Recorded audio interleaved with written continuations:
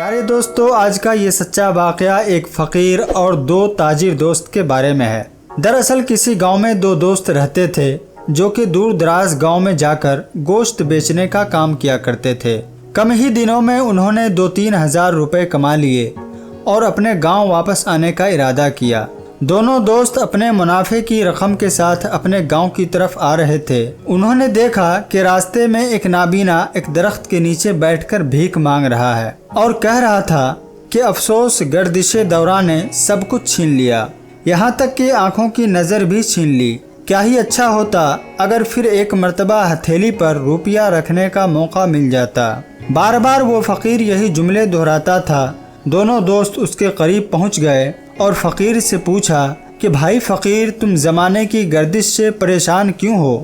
نابینا فقیر نے کہا، میں اس علاقے میں بہت مالدار تھا، میری بہت سی جائیداد تھی، میرے بہت سارے نوکر چاکر تھے، لیکن قسمت نے پلٹا کھایا کہ میری آنکھوں کی روشنی چلی گئی، میری ساری دولت اور میری ساری ملکیت چلی گئی، یہاں تک کہ میرے سارے نوکر چاکر بھی مجھے چھوڑ کر چلے گئے۔ اب مجھے اس بات کا بہت شوق ہے کہ اس غریبی اور مفلسی میں اگر اپنا نہیں تو دوسرے کا کمایا ہوا نقد روپیہ ان ہاتھوں میں ایک لمحہ کے لیے رکھ کر اپنے دل کو سکون دوں۔ دونوں دوستوں نے یہ مناسب سمجھا کہ یہ ایک نابینا فقیر ہے، جائے گا تو کہاں جائے گا، اپنے روپوں کی تھیلی اس کو ایک لمحہ کے لیے دینے میں کوئی دقت نہیں ہے، اس کے دل میں اگر یہی خواہش ہے تو وہ بھی پوری ہو جائے۔ ایک نے روپوں کی وہ تھیلی فقیر کے ہاتھ میں دیتے ہوئے کہا، لو بھائی فقیر، تم اپنی تمنا پوری کر لو۔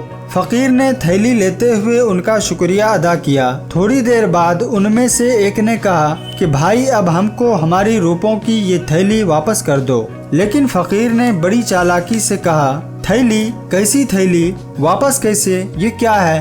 دوسرے ساتھی نے فقیر سے کہا، مذاق مت کرو، تھیلی جلدی سے واپس کر دو، ہمیں دور جانا ہے۔ مگر فقیر نے تھیلی واپس کرنے سے انکار کر دیا۔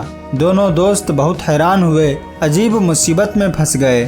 فقیر نے کہا، میں نے تمام عمر یہاں بیٹھے بیٹھے گزار دی، پیسہ تک جمع کیا، تم کہاں سے بدبخت ڈاکو یہاں پہنچ گئے جو میری ساری عمر کی کمائی ایسی آسانی سے چھین لینا چاہتے ہو؟ دونوں دوستوں نے جب فقیر کے یہ الفاظ سنے تو ان کے ہوش اڑ گئے۔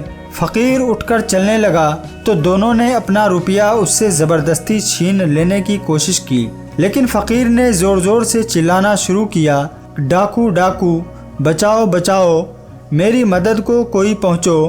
پاس ہی بستی تھی، وہاں کے لوگ جائے وقوع پر پہنچ گئے، ان دونوں کو ڈاکو خیال کرتے ہوئے دونوں کو گرفتار کر لیا۔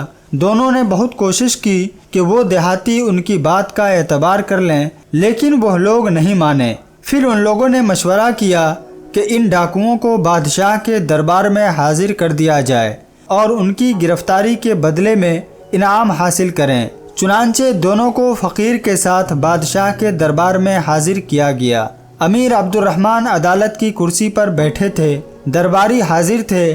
بادشاہ نے پہلے فقیر کا بیان سنا اور پھر ملزموں کی داستان مظلومی سنی اور پھر حکم دیا کہ ایک کڑاہی لاؤ اور اس میں پانی ڈال کر خوب گرم کرو۔ یہ سنتے ہی دونوں سہم گئے، اس دردناک طریقے سے اپنی موت کا خیال کرنے لگے۔ ان کی آنکھوں میں اندھیرا چھا گیا۔ کڑاہی لائی گئی، پانی ڈال کر خوب گرم کر کے حکم کا انتظار ہونے لگا۔ بادشاہ نے غضبناک ہو کر بولا کہ لاؤ وہ روپوں کی تھیلی کھول کر پانی میں ڈال دو۔ فوراً تعمیل ہوئی۔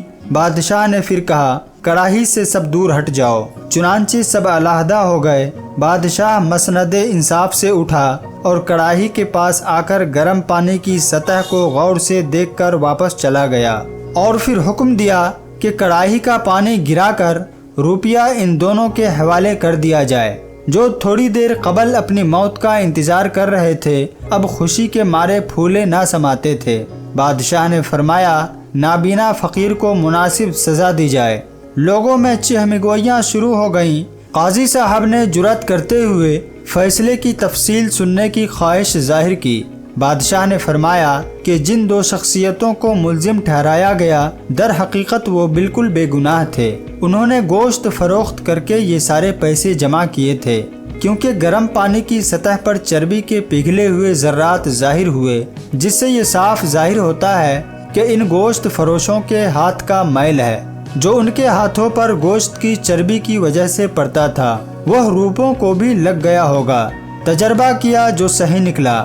بادشاہ کے اس فیصلے سے حاضرین دربار بے حد خوش ہوئے اور بادشاہ کو دعائیں دینے لگے۔ پیارے دوستو، اس سچی کہانی سے ہمیں یہ سبق ملتا ہے کہ ہمیں ہر حالت میں، ہر وقت، ہر جگہ چوکنا اور مستعد رہنا چاہیے اور ہمیشہ اپنے آپ کو خطروں سے بچا کر رکھنا چاہیے۔